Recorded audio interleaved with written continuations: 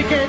Atención, safety car casi seguro. Es un toque serio. En la cima del automovilismo mundial, 3 pilotos llegaron con promesas de gloria. Hijos de leyenda, campeones en categorías menores, ídolos en sus países, y terminaron convertidos en advertencias para las futuras generaciones. Uno estrelló su coche a propósito, para beneficiar a su compañero. Otro ganó una carrera histórica, pero fue devorado por sus propios errores. Well, it is.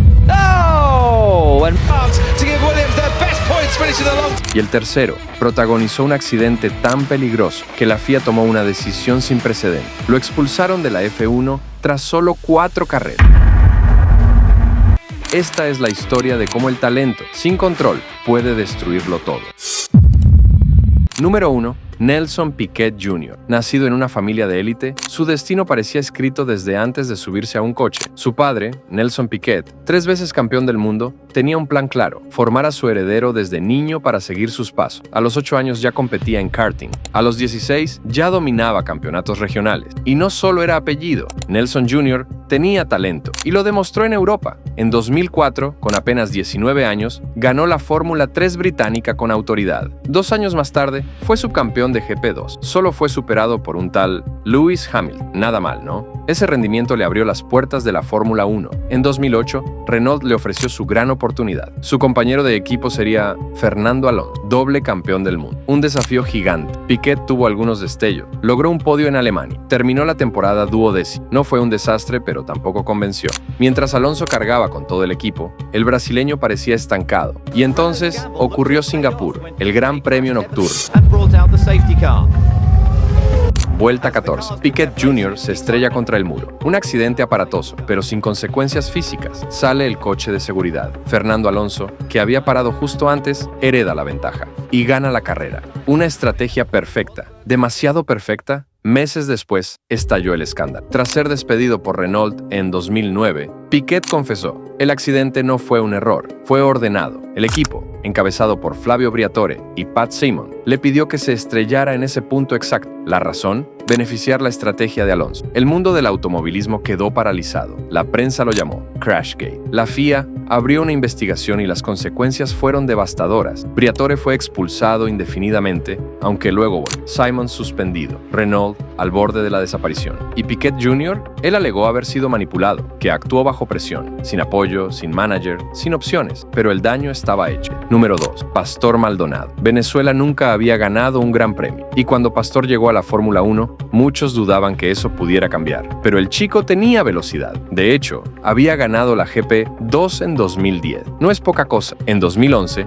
debutó con Williams. El equipo estaba lejos de sus años dorados, solo un punto en todo el año. Pero Maldonado mostraba algo. Era agresivo, combativo, impredecible. Y entonces llegó a España 2012. Pastor clasificó segundo, pero Lewis Hamilton fue descalificado. Maldonado heredó la pole. El día de la carrera, perdió la punta en la largada, pero no se rindió. Peleó. Usó la estrategia a su favor. Y en una remontada que pocos recuerdan con justicia, venció a Fernando Alonso. En casa, victoria absoluta. La Fórmula 1 tenía un nuevo héroe, un piloto latinoamericano, con el puño en alto, devolviendo a Williams al escalón más alto tras 8 años. Fue un momento mágico para Venezuela, para la F1 y para él. Pero esa fue la cima, y todo lo que vino después fue caída libre. Maldonado no solo era rápido, era impredecible. Toques, trompos, choques. En 2012 tuvo más penalizaciones que punto. En 2013, Williams ya no podía ocultar el problema. En Mónaco, chocó contra el muro y causó una bandera roja que arruinó la clasificación de varios. En Bahrein, levantó por los aires el coche de Esteban Gutiérrez. En Austria se salió de pista solo. En Hungría, trompeó en la salida sin que nadie lo tocara. Lo apodaron Crashtor Maldonado. Y no era un apodo injusto. Sus accidentes eran tan frecuentes que en cada fin de semana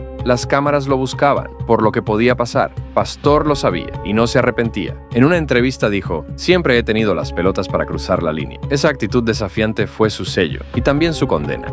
Número 3. Yuji Ide. Pocas veces un nombre ha causado tanto desconcierto en tan poco tiempo en la Fórmula 1. Y 2, no por sus hazañas, sino por el caos que dejó a su paso. Año 2006. La parrilla recibe a un nuevo equipo, Super Aguri, fundado por el expiloto japonés Aguri Suzuki. Su objetivo era claro: mantener viva la presencia japonesa en la F1 y, sobre todo, ofrecerle una última oportunidad a Takuma Sato tras su salida de Bar Honda. Pero un equipo necesita dos pilotos, y la elección del segundo asiento sorprendió a todos. Yuji Ide, japonés, 31 años. Nunca había corrido fuera de Asia. Su experiencia en campeonatos internacionales era mínima. No hablaba inglés con fluidez, y para muchos ni siquiera debía estar ahí. Pero el proyecto era nacionalista, japonés para Japón. Y así, con más voluntad que preparación, Yuji Ide debutó en la Fórmula 1. Y desde la primera vuelta, el desastre comenzó. Primer Gran Premio, Bahrein. Se salió de pista varias veces. Terminó con una vuelta menos. Y en clasificación fue 22º, de 22. Segundo Gran Premio, Malasia. Mismo guión, fuera de ritmo, incapaz de mantener el coche en pista. Fue doblado 2 veces. La prensa comenzó a cuestionarlo. ¿Estaba este hombre realmente capacitado para correr al nivel más alto del automovilismo? Tercer Gran Premio, Australia. Por fin,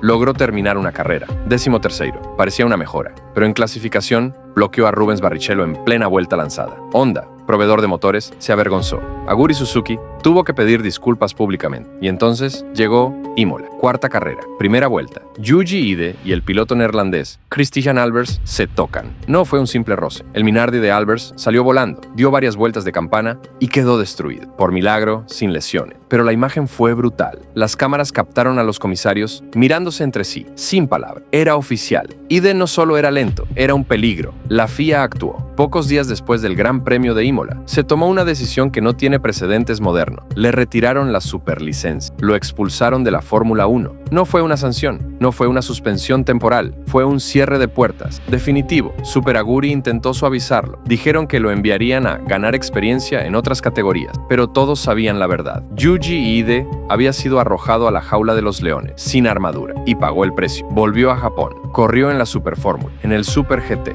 donde sí era competitivo, donde sí pertenecía, pero en el mundo de la Fórmula 1, su paso fue breve, caótico y tristemente ridículo. 4 carreras, 3 abandonos, una superlicencia revocada y un legado grabado a fuego como uno de los peores debuts de la historia. 3 historias, 3 hombres que tocaron el cielo o estuvieron a punto de hacerlo y cayeron. Nelson Piquet Jr., el talento que se vendió por una estrategia. Pastor Maldonado, la velocidad descontrolada que terminó en ruina. Yuji Ide, la gran apuesta nacional que nunca debió llegar a la parrilla. Todos distintos, pero todos víctimas de lo mismo. Un talento sin dirección, un riesgo mal calculado, una decisión equivocada. En la Fórmula 1, no basta con ser rápido. Tienes que ser constante, mentalmente fuerte y saber cuándo levantar el pie antes de que todo se derrumbe. Porque en este deporte, una sola curva puede cambiarlo todo. ¿Conoces más casos como estos? Déjalo en los comentarios. Y si te gustó este análisis, no olvides suscribirte y activar la campanita. Aquí seguimos contando las historias que la F1 prefiere olvidar, pero que el automovilismo nunca debe